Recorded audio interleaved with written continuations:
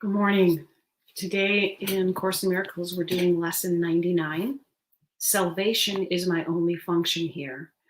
And I just want to point out when I'm reading and I say like higher mind or higher self, I am distinguishing between the capital M that is used here and the small m, which is indicating our ego self. And so the word higher is not used in the Course in Miracles, but I'm trying to do that to clarify things, reading it out loud. Okay. Salvation and forgiveness are the same. They both imply that something has gone wrong, something to be saved from, forgiven for, something amiss that needs corrective change, something apart or different from the will of God.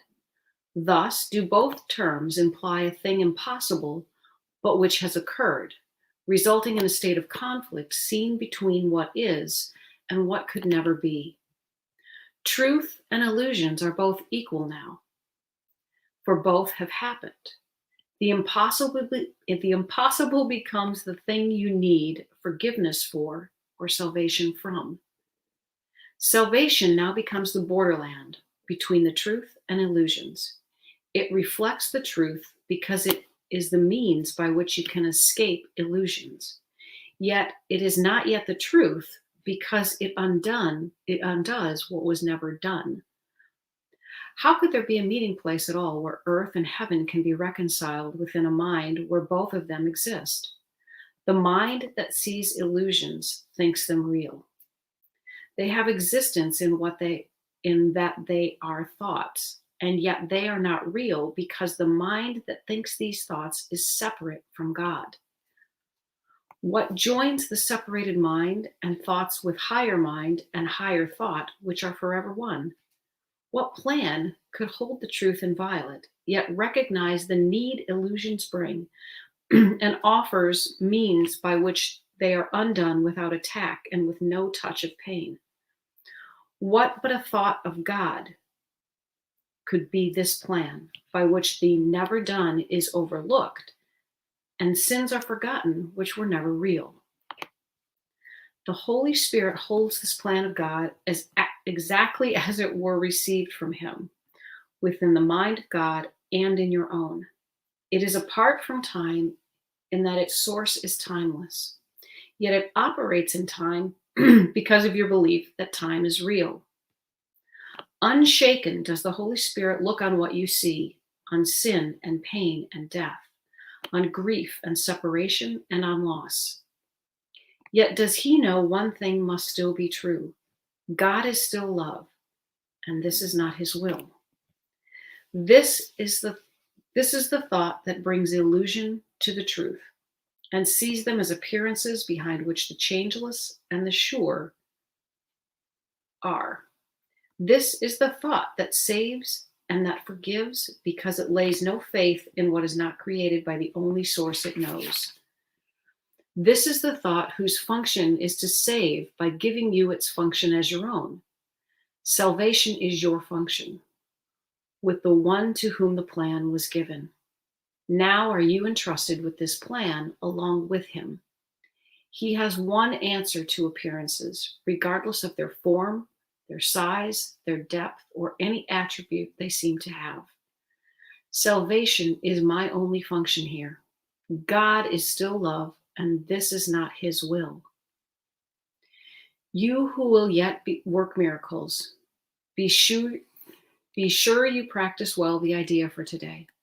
Try to perceive the strength in what you say, for these words are the words in which your freedom lies. Your Father loves you. All the world of pain is not his will. Forgive yourself the thought he wanted this for you.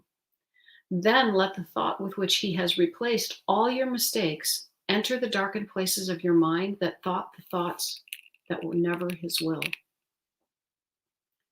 This part belongs to God, as does the rest. It does not think its solitary thoughts and make them real by hiding them from him. Let in the light, and you will look upon no obstacle to what he wills for you. Open your secrets to his kindly light and see how bright this light still shines in you. Practice his thought today and let his light seek out and lighten up the darkened spots and shine through them to join to the rest. It is God's will your mind be one with his. It is God's will that he has but one son. It is God's will that his son is you. Think of these things in practicing today and start the lesson that we learned today with this instruction in the way of truth. Salvation is my only function here. Salvation and forgiveness are the same. Then turn to him who shares your function here and let him teach you what you need to learn to lay all fear aside and know yourself as love, which has no opposite in you. Forgive all thoughts which would oppose the truth of your completion, unity, and peace. You cannot lose the gifts your Father gave you. You do not want to be another self. You have no function that is not of God. Forgive yourself, the one you think you made. Forgiveness and salvation are the same. Forgive what you have made, and you are saved. There is a special message for you today which has the power to remove all forms of doubt and fear forever from your mind. If you are tempted to believe them true, remember that appearances cannot withstand the truth these mighty words contain. Forgiveness is my only function here. God is still love, and this is not his will. Your only function tells you you are one. Remind yourself of this between the times you give 5 minutes to be shared with him who shares God's plan with you. Remind yourself, salvation is my only function here. Thus do you lay forgiveness on your mind and let all fear be gently laid aside, that love may find its rightful place in you and show you that you are the Son of God. This is a lesson that can feel incredibly complex because it really is that duality that we talk about. They're saying that these illusions are real because we have thought them, and we are beings of thought. However, they are not real because they are not aligned with God's will. These are thoughts that are separated from God. And the thought of Satan and the story of Satan came to me as I was listening to this and reading this morning, in that the analogy of the fallen son is the depiction of Satan, who thought that he could go against the will of God. They say that he was cast out by God, but what happens when we think that we can usurp the power of God is we cast ourselves out. If we are living in our home with our parents and we believe that our parents, that we can overpower them, then we know that we can no longer live under their roof and their rules. And so it is us that leaves and not necessarily our parents' will. And when we see that we were not necessarily as wise as we thought we were, it's when we return home. And parents will welcome us home and forgive us for those mistakes. This is the same idea that's happening here. There's a really good analogy in Tina Spalding's channeling, and so I'm also going to read that and let you hear that lesson. You are blessed beings indeed. I am that one that you know as Jesus.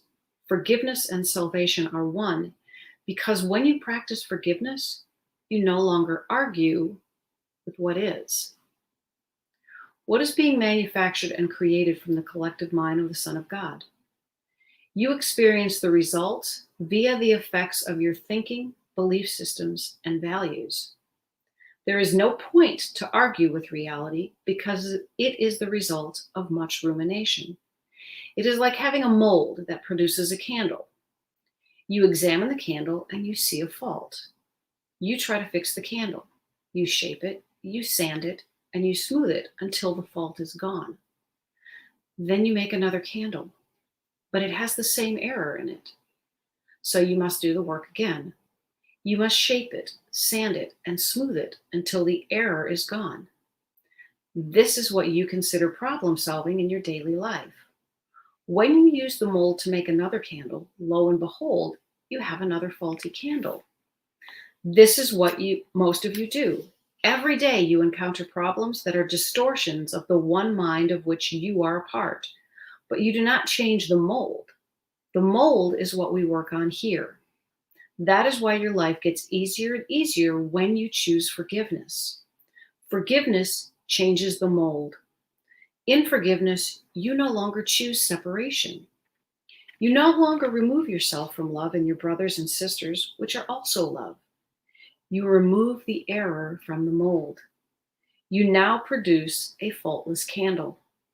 Your life becomes increasingly faultless. In A Course in Miracles, this is referred to as the happy dream. Yes, you still seemingly have a body, reside in time, walk the face of this planet, and exist in separation, but you are not required to live this way. You are not forced to unconsciously participate in miscreations. You choose consciously where your mind goes, what you focus on, and what you choose to let go of, because it is in the eternal now. With the forgiving, loving mind, you have the ability to create what you'd like to experience. This is what this world is for. It is not for the deep and terrible suffering some of you go through. That is enough to cause suicide attempts, which succeed at times. It is not designed to be that way. You are designed to live a happy experience of separation, playing out the games you want to for a little while until you tire of them. Let us get you back into a place of peace. Let us get you back into a place of joy and happiness. Then you can experience the things you want in this 3D world that you call life. I am that one that you know as Jesus. We will speak to you again tomorrow. Things seem real. And the only way to fix them is to go to the core, to the source of where they began with the error. And if we go with our mind and with our thinking, it's not the world that we have to change, it's the way that we are thinking about the world. That's where salvation and forgiveness come in. We think about the world and we think that we are experiencing it from external to internal. And in truth, we are experiencing the effects of our internal thoughts. If we can change our thoughts to one of love and forgiveness and kindness, if we can see in others ourselves, if we can see that when we are having erroneous thoughts and we are experiencing things that are not filling us with joy and peace, we simply need to choose differently. We don't have to lay blame. We don't have to feel guilty. We don't have to attack and defend. We need to communicate our love to ourselves and to others. In the Satan idea, again, the idea of the happy dream, there is a show called Lucifer, and it is about Satan who comes to earth to play out his happy dream. He has a really good time and does all of the, sinful things that we think of to enjoy life. This world is about creating our happy dream, but realizing that we don't want all of the sinful things that we think we do. We want the love, we want the peace, we want the joy, we want the connection. Most people would give up everything if they felt that connection and that love and that acceptance that they have been looking for most of their life.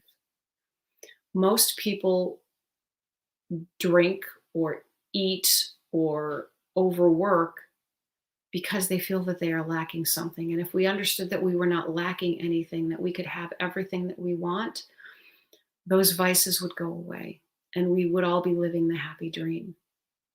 And so today I encourage you to simply begin to understand that your function here is salvation. Your function here is to let go of the errors in thinking, to reconnect your mind with the mind of the Holy Spirit. And the Holy Spirit is the great mediator, the great mind that can see both sides of the fence, can see the separate mind, and can see God's mind, knows what the truth is, and can help you to correct your thinking. That's what this is about. So forgive yourself. Be willing to correct your thinking. Salvation is accepting the truth in who you are. Salvation is forgiving yourself for thinking mistaken thoughts. Carol House said you don't have to try and really understand this. You just need to practice it, because this is one of those concepts that is really hard to wrap our heads around, because it's coming from both worlds and you can't be in both worlds at the same time. And so I encourage you to, again, write it down, use sticky notes. Salvation is my only function here. And just keep repeating that, because it will create the healing that we are all looking for. Have a great day, guys. I'll talk to you soon. Bye.